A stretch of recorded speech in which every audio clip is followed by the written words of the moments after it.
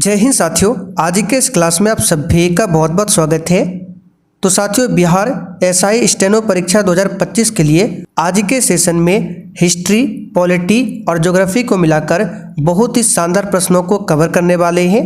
तो साथियों, सेशन आप लोगों के लिए बहुत ही ज़्यादा इम्पोर्टेंट होगा, इसलिए आप लोग पूरा क्लास को ध्यान से देखिएगा। तो चलिए इसी के साथ आज के सेशन को स्टार्ट करते हैं। तो साथियों, आज का पहला क्वेश्चन देखिए, शंकराचार्य ने निम्नलिखित में से किस सिद्धांत का प्रचार किया था? चलिए सभी ऑप्शन को ध्यान से देखिए और साथियों प्रत्येक स्टूडेंट को नीचे लाइव चैट में अपना अपना आंसर करना है, जिससे आप सभी का प्रॉपर तरीके से रिवीजन हो सके। तो साथियों, आदि शंकराचार्य की बात करें तो आदि शंकराचार्य जो है एक दार्शनिक और धर्म शास्त्री थे। इन्होंने अद्वैत वेदांत के सिद्धांत का प्रतिपादन किया था। कौन सा? तो अद्वैत। यहाँ पर बी ऑप्शन आपका सही आंसर है। अगला क्वेश्चन देखिए, एलोरा का प्रसिद्ध कैलाशनाथ मंदिर किसके द्वारा बनवाया गया था? चलिए, बहुत ही शानदार क्वेश्चन है, बिल्कुल आपके सिलेबस पर आधारित क्वेश्चन है। बताइए इसका आंसर क्या होगा? तो एलोरा का जो प्रसिद्ध कैलाशनाथ मंदिर है, इसको किसके द्वारा बनवाया गया था? तो कृष्ण प्रथम के द्वारा बनवाया गया था। यहाँ पर ए ऑप्शन आपका सही जवाब है, कृष्ण प्रथम। और एलोरा का जो कैलाशनाथ का मंदिर है किस राज्य में स्थित है? तो ये महाराष्ट्र राज्य में स्थित है। कहाँ पर है? महाराष्ट्र में। अगला क्वेश्चन, 1826 में सर्वप्रथम हड़प्पा के संबंध में किसने उल्लेख किया था?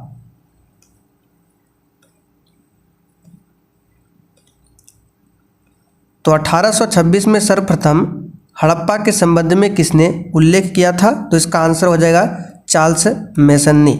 यहाँ पर ए ऑप्शन जो भी बच्चे बता रहे हैं उनका बिल्कुल सही जवाब है। हड़प्पा जो है किस नदी के तट पर स्थित है? तो ये रावी नदी के तट पर स्थित है, इस बात को ध्यान रखिएगा। और एक पूछा जाता है यहाँ से कि मोहनजोदड़ो की खोज कब हुई थी? तो 1922 में। किसने किया था? राखल दास बनर्जी ने। और हड़प्पा की खोज हुई थी 1921 में। और इसका खोज किसने किया था? तो दयाराम साहनी ने। अगला क्वेश्चन, भारत का अंतिम मुगल सम्राट कौन था?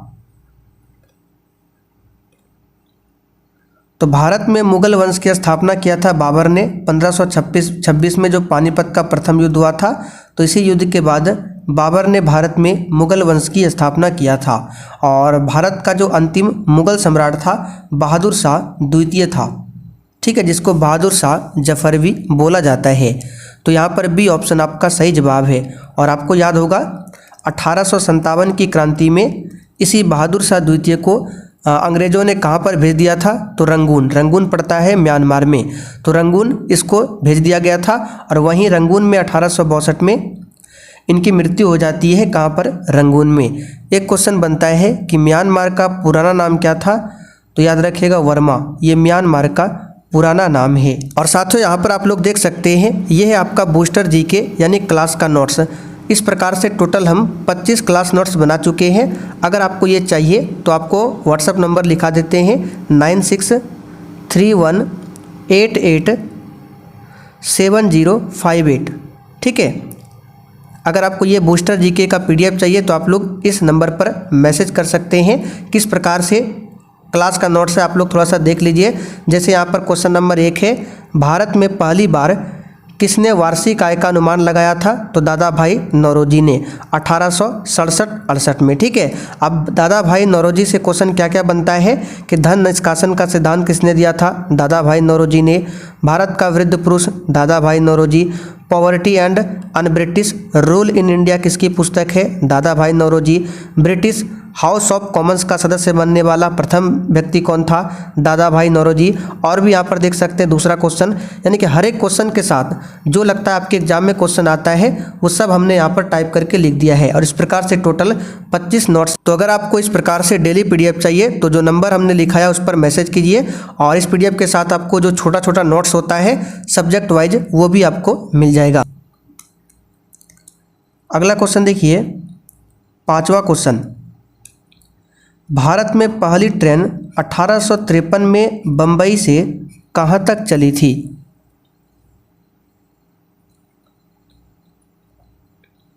तो साथियों, भारत में पहली ट्रेन जो है 1853 में बम्बई से कहाँ तक चली थी? तो क्वेश्चन नंबर 5 के लिए आपका आंसर हो जाएगा बम्बई से ठाणे। कितने किलोमीटर की यात्रा किया था? तो याद रखिएगा, पूछा जाता है 21 मील। 21 मील लगभग 33, ठीक है, लगभग 33 किलोमीटर की दूरी तय किया था भारत में पहली ट्रेन ने। किसके कार्यकाल में? तो लॉर्ड डलहौजी के कार्यकाल में। अहमदाबाद को क्या बोला जाता है? तो याद रखिएगा, भारत का मैनचेस्टर कहा जाता है अहमदाबाद को। अगला क्वेश्चन, दिल्ली के नज़दीक किस ऐतिहासिक साइट पर 8 जून 1857 को भारतीय सिपाहियों को हार मिली थी? तो 8 जून 1857 को ब्रिटिश सैनिकों ने बदली की सराय में, कहाँ पर? बदली की सराय में विद्रोहियों की सेना को पराजित कर दिया और पूरे दिल्ली शहर पर नज़र रखने के लिए एक प्रसिद्ध पर्वत कटक पर मोर्चा संभाल लिया था। तो आंसर यहाँ पे हो जाएगा बदली की सराय। अच्छा, 1857 की क्रांति की शुरुआत कहाँ से होती है? तो उत्तर प्रदेश के मेरठ से। किस तिथि से? तो 10 मई से। और इस क्रांति का प्रतीक चिन्ह क्या था? तो याद रखिएगा, कमल और रोटी या फिर कमल और चपाती। अगला क्वेश्चन, ईस्ट इंडिया कंपनी की स्थापना कब की गई थी?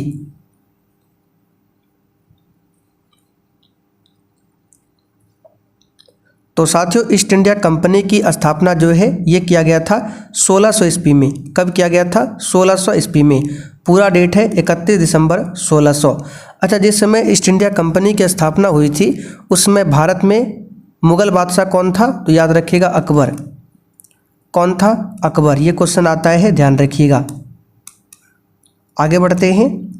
निम्नलिखित में से कौन पोर्ट ब्लेयर, अंडमान की सेलुलर जेल का एक प्रसिद्ध निवासी था? पोर्ट ब्लेयर अंडमान निकोबार की राजधानी है, लेकिन अब इसका नाम बदलकर कर दिया गया है श्री विजयपुरम। ठीक है, श्री विजयपुरम पोर्ट ब्लेयर का नया नाम है। अंडमान निकोबार की सबसे ऊंची चोटी का नाम है सैडल पीक। तो इसका आंसर हो जाएगा आपका कौन सा? चलिए, इसका आंसर हो जाएगा दामोदर सावरकर। पूरा नाम है वीडी सावरकर। ठीक है। सुभाष चंद्र बोस का जन्म कहाँ पर हुआ था? पूछा जाता है तो उड़ीसा के कटक में। इन्होंने ही 1939 में फॉरवर्ड ब्लॉक की स्थापना किया था सुभाष चंद्र बोस ने। महात्मा गांधी की मृत्यु 30 जनवरी 1948 को। महात्मा गांधी दक्षिण अफ्रीका से भारत कब आए थे? 9 जनवरी 1915 को। महात्मा गांधी ने भारतीय राष्ट्रीय कांग्रेस की अध्यक्षता कब किया था? तो 1924 में किया था, जो कि बेलगांव अधिवेशन हुआ था। निम्नलिखित में से कौन सा असम के लोगों का पर्व नृत्य है?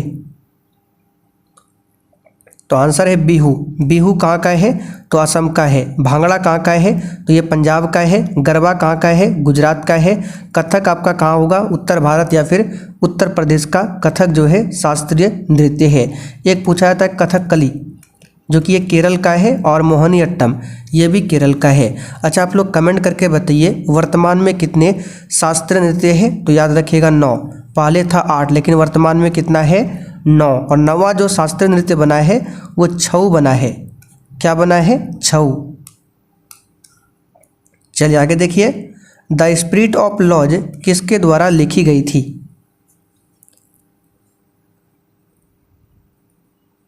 तो देखिए, द स्पिरिट ऑफ लॉज पुस्तक की बात करें, इसके लेखक है मॉन्टेस्क्यू। यहाँ पर डी ऑप्शन आपका सही जवाब है, मॉन्टेस्क्यू। जोसेफ स्टालिन किस देश में अग्रणी साम्यवादी नेता थे?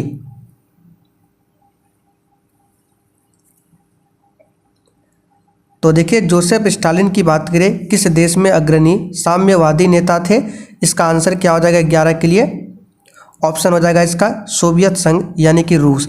अच्छा, सोवियत संघ का विघटन कब हुआ था? तो 1951 में। ठीक है, 1991 में सोवियत संघ का विघटन हुआ था। यहाँ पर सी ऑप्शन सही है। निम्नलिखित में से भारत के किस राष्ट्रपति की मृत्यु कार्यकाल में हुई थी? यानी कि इन चारों ऑप्शन में से कौन सा ऐसा राष्ट्रपति है जिसका मृत्यु जो है राष्ट्रपति पद पर रहते हुए हुआ था? आंसर है डॉक्टर जाकिर हुसैन। डॉक्टर जाकिर हुसैन भारत के तीसरे राष्ट्रपति थे और देश का पहला मुस्लिम राष्ट्रपति था। कौन? डॉक्टर जाकिर हुसैन। इनका कार्यकाल है 1967 से लेकर 1969 तक। एन संजीव रेड्डी की बात करें, नीलम संजीव रेड्डी एकमात्र ऐसा राष्ट्रपति था जो कि निर्विरोध चुना गया था।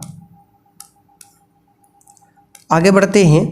भारतीय संविधान का कौन सा अनुच्छेद जम्मू और कश्मीर राज्य के लिए विशेष दर्जा देता है? और साथियों, अगर आपको सब्जेक्ट वाइज क्लास चाहिए तो शाम 7:30 बजे की क्लास कीजिए। ठीक है, जो बिहार पुलिस का क्लास चलता है शाम 7:30 बजे, वो आपके लिए भी इम्पोर्टेंट है। डेली आप लोग देख सकते हैं शाम 7:30 बजे। तो भारतीय संविधान का कौन सा अनुच्छेद जम्मू और कश्मीर राज्य के लिए विशेष दर्जा देता है? तो अब तो ये आर्टिकल ख़त्म हो गया है। इसका आंसर है 370। ये पहले था, ठीक है, अब समाप्त हो चुका है। आगे बढ़ते हैं। किस पंचवर्षीय योजना के दौरान आपातकाल लागू किया गया था? नए चुनाव हुए थे और जनता पार्टी को निर्वाचित किया गया था। यानी 3 काम हुआ था। कौन सा पंचवर्षीय योजना है जिसके दौरान आपातकाल लागू हुआ था, दूसरा नया चुनाव हुआ था और तीसरा जनता पार्टी को निर्वाचित किया गया था?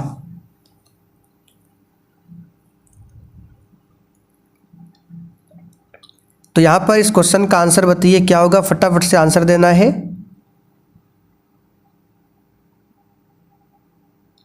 चलिए, इसका आंसर है 5वीं पंचवर्षीय योजना। सी ऑप्शन आपका सही जवाब है, 5वीं पंचवर्षीय योजना। इसी पंचवर्षीय योजना में गरीबी हटाओ का नारा भी दिया गया था। किसके द्वारा? तो इंदिरा गांधी के द्वारा नारा दिया गया था, गरीबी हटाओ का नारा। इस बात को ध्यान रखिएगा। आगे देखिए, भारतीय संविधान कैसा है?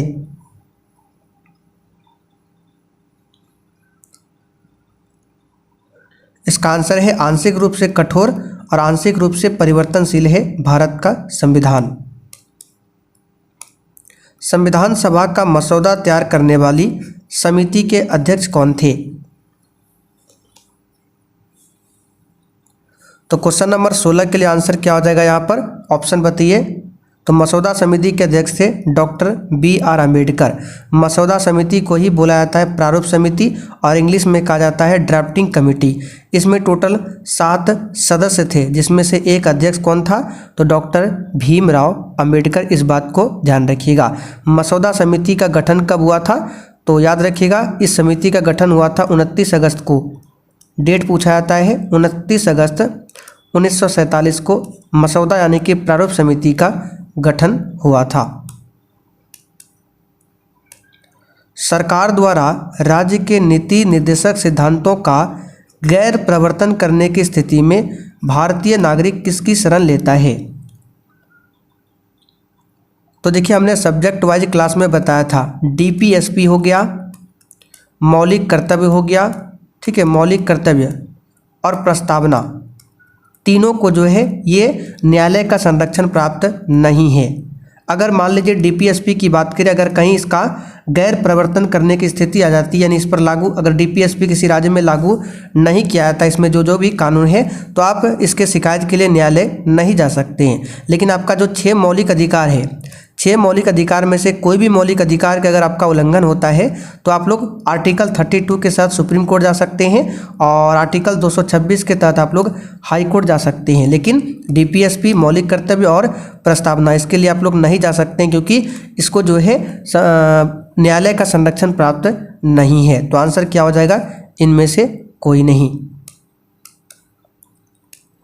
संसद की संयुक्त बैठक की अध्यक्षता कौन करता है?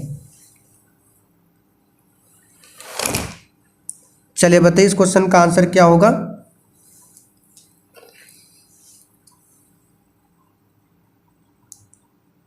तो देखिए, संयुक्त बैठक की बात करें, इसके बारे में उल्लेख मिलता है आर्टिकल नंबर 108 में। किसमें मिलता है? तो यहाँ पर लिख देते हैं आर्टिकल 108 में संयुक्त बैठक का प्रावधान है। संयुक्त बैठक को बुलाता राष्ट्रपति है, लेकिन इसकी अध्यक्षता कौन करता है? तो लोकसभा का अध्यक्ष। तो इसका आंसर क्या हो जाएगा यहाँ पर? इसका आंसर हो जाएगा लोकसभा का अध्यक्ष इसकी अध्यक्षता करता है। आगे देखते हैं, किसने लोकतंत्र की ऐसी व्याख्या की, लोगों का, लोगों द्वारा और लोगों के लिए शासन। तो ये तो अब्राहम लिंकन का कथन है। यहाँ पर डी ऑप्शन आपका सही जवाब है, ध्यान रखिएगा। अब्राहम लिंकन अमेरिका के 16वें राष्ट्रपति थे, ठीक है। और रिपब्लिकन पार्टी के प्रथम राष्ट्रपति बने थे कौन, तो अब्राहम लिंकन। इन्हीं का कथन था लोकतंत्र जो है लोगों का, लोगों द्वारा और लोगों के लिए शासन है। 1980 में किस देश ने श्वेत अल्पसंख्यक शासन से स्वतंत्रता प्राप्त किया था।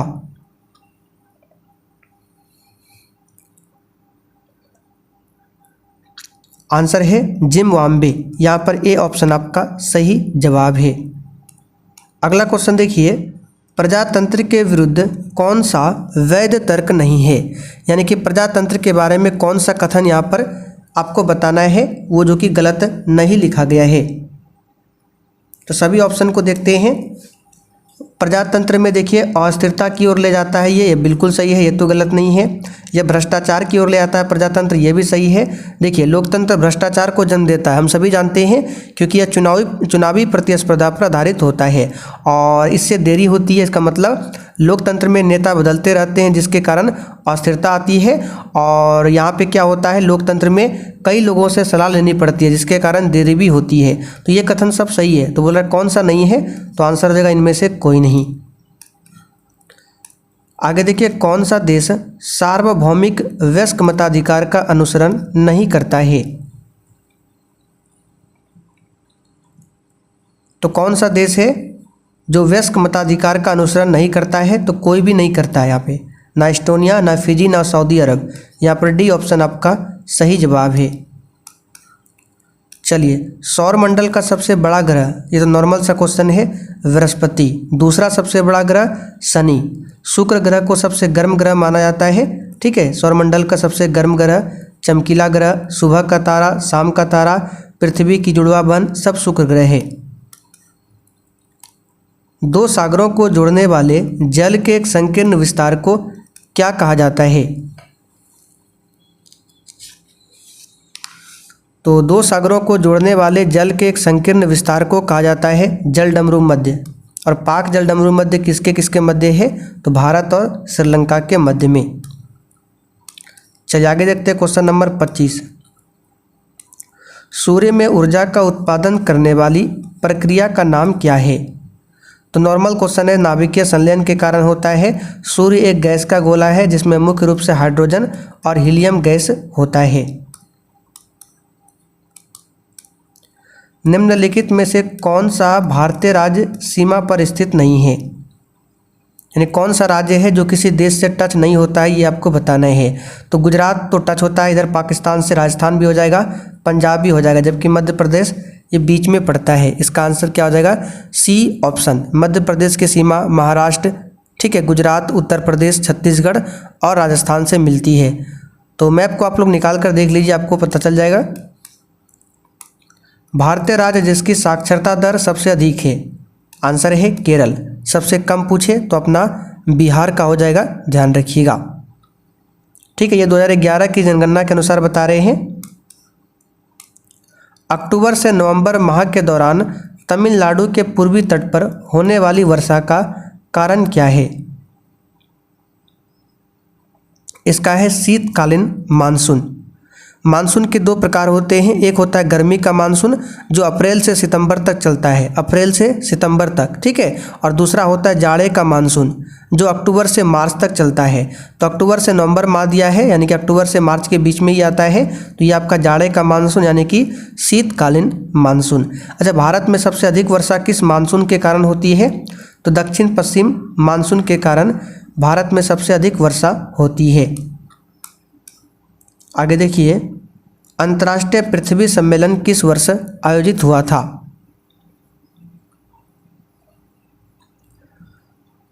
तो 3 से लेकर 14 जून तक हुआ था 1992 में। कहाँ पर हुआ था, तो ब्राज़ील के शहर रियो डी जेनेरियो में। यहाँ पर बी ऑप्शन आपका सही जवाब है, इस बात को ध्यान रखिएगा। आगे देखिए, सिक्किम से गुजरने वाली अक्षांश रेखा डैश से भी गुजरती है। यानी सिक्किम से जो अक्षांश रेखा गुजरती है इनमें से और कौन सा राज्य है जहाँ से होकर गुजरती है? तो सिक्किम से जो अक्षांश रेखा गुजरती है वो आपका राजस्थान से होकर भी गुजरती है। ए ऑप्शन यहाँ पर आपका सही है। तो चले साथियों, आज का सेट यहीं पर आप लोगों का कंप्लीट होता है। अब आप लोग बताइए आपने 30 क्वेश्चन में से कितने क्वेश्चन सही किए हैं।